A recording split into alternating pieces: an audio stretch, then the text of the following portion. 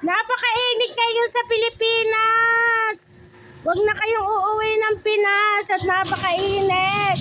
Mangingitim pa kayo.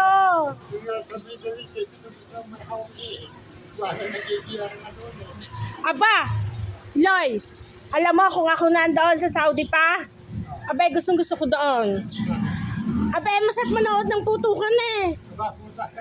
Hindi, kasi nung ako'y naandoon, di ba, inano ng Yemen ata yung Saudi. Abay, ako'y napunta pa doon sa rooftop. At nanonood pa ako ng paputok. Kasi kami, ang bahay namin ng amo ko, malapit sa airport. Eh ngayon, merong pinasabog sa airport noon. Abay, ako'y nanonood pa.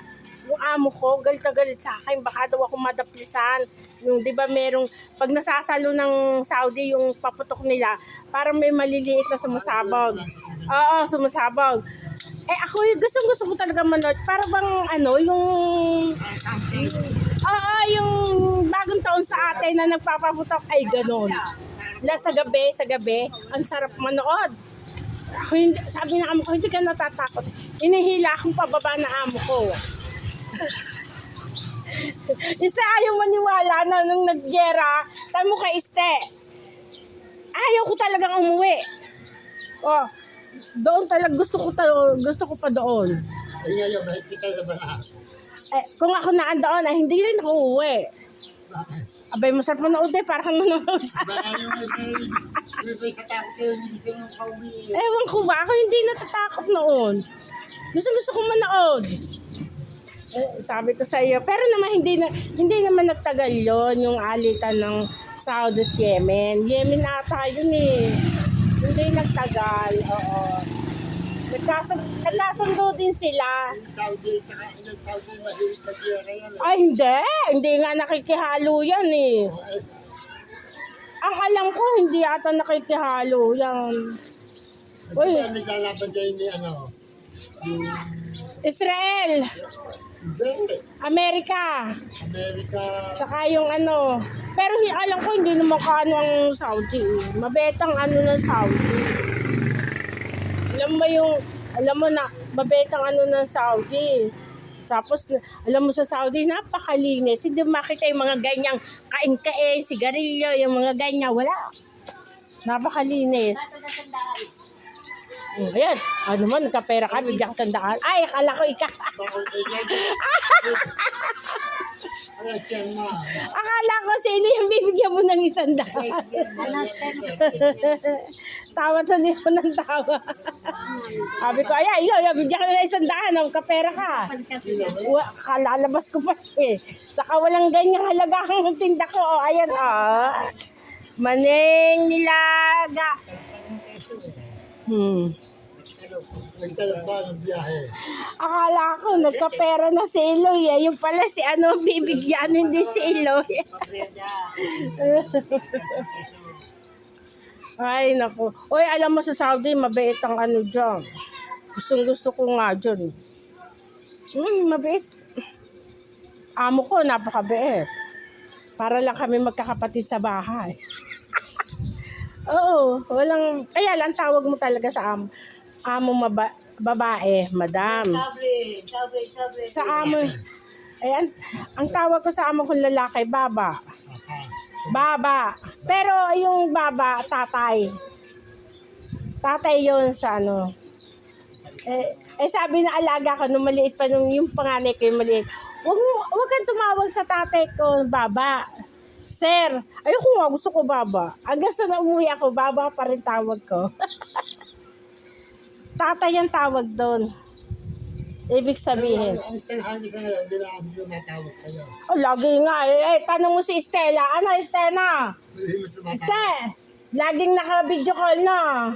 Tanong mo si Estela. Ikaw ang tatawagan. Oo, amo kong babae. Nabibideo call kami, mga alaga ko. Amo kong lalaki, hindi. Amo kong babae lang. Saka mga alaga ko. Ano ba yung nilagam ko? 3. Ano yun? 2 lalaki, 1 babae. Prinsesa yung babae. Ay, napakabait ng mga alaga ko. Di, may kakainin yon, may kinakain. Sabi ko, gusto ko niyan. Sabi, hatiin niyo, bibigay sa akin. Oh, bawal lalabas kami sa mall. Tatanungin niya, yung babae, gusto mo ng coffee? Ay ko, ayoko. Iihi lang ako na iihi dyan. Oo, kung ano yung bibilhin nila, bibigyan ka din niya. Bakit ikaw na ba yung nalaga mo? Eh ngayon, dalaga na eh. Alam mo, nung dumating ako doon, yung pangalawaan, 3 taon lang. Yung panganay, 6 na taon. Alam mo ngayon, mag-aasawa na. Malapit na mag-asawa yung panganay ko. Yung maliit ko, yung bunso, wala pa dati yon. Yung bunso, pinanganak yung bunso, year 2011. Oh. Ano yun? Hindi, hindi marunong magkakatagalog din. Hindi. Tinuturuan ko, hindi sila matuto. Parang ako, hirap ako mag-Arabic. Pilipit ako mag-Arabic. Mahirap kaya mag-aralan ng Arabic. Oo. Mabuti pa English, madali pa English. Oo. Mabuti pa English. Ang English, madali tayo matututo sa English kasi pinag-aaralan natin sa school. Hindi tulad ng Arabic, hindi natin pinag-aaralan. Pero sila, nag-aaral sila ng English, Arabic. Beta mong alaga ko, amo ko. Yung ulan kasi mo nakakaintindihan kayo. Hindi, turuan. Sasabihin na amo ko, yung cellphone, dual. Sasabihin niya, ito ay dual. Oh, yung basong maliit, biyala. Oo, tuturo naman niya, pero ang hirap ko matuto.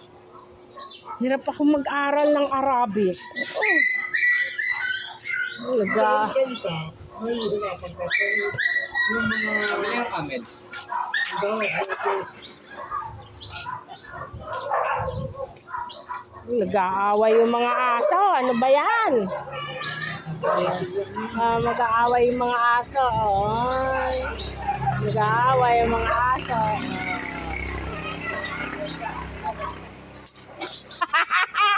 Hahatawi na yung aso. Oh.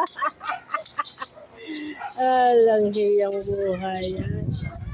Mahirap ang buhay dito sa Pilipinas. Huwag na kayong uuwi ng Pilipinas. wala yan, meron yan. 1,500 yung nasa niya. Ha? Napakahirap. Napakainit dito. Hindi tulad sa Saudi, kahit sobrang init, pagpasok mo sa loob, lahat may aircon. Kusina, salas, lahat may aircon yan.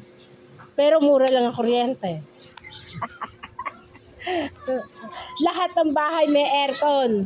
Kasi pag mag-iisip yung anak ko na, dinatawag ko eh. Mm.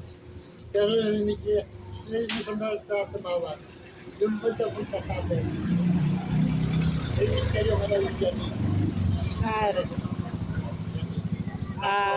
Pagka yung merong nagkalipas sa pise, kaya ba, merong sarili na nagkalipas na sarili.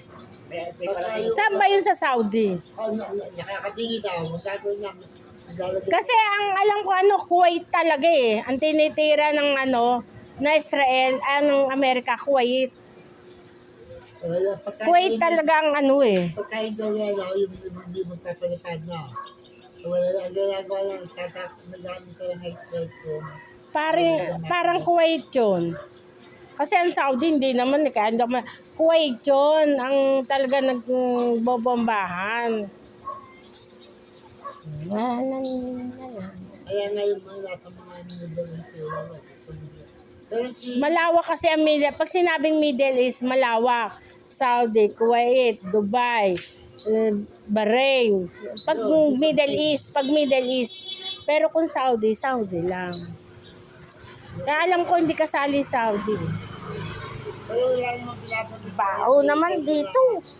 Kasi yung tulad ng iba na pagkaganyan, laban. Wala namang pinapagod. Wala. Hindi nga. Ang Kuwait lang alam ko. Sabi, diretso mo sa ako dito. Kahit ako kung naandoon, hindi ako uwi. Kung naandun ako, hindi ako uwi. May uwi na rin daw dito. Pag natapos ko yung kontrata na, dalawang taon. Umuwi na yung tapos ko. Ay, mag-iisang taon na pala ako dito. May ako dumating eh. Ano pa siya? March na, April, May. Mag-iisang taon na. Wala. Ang bilis ng panahon natin. Bye-bye na mga pre. Nagchika-chika.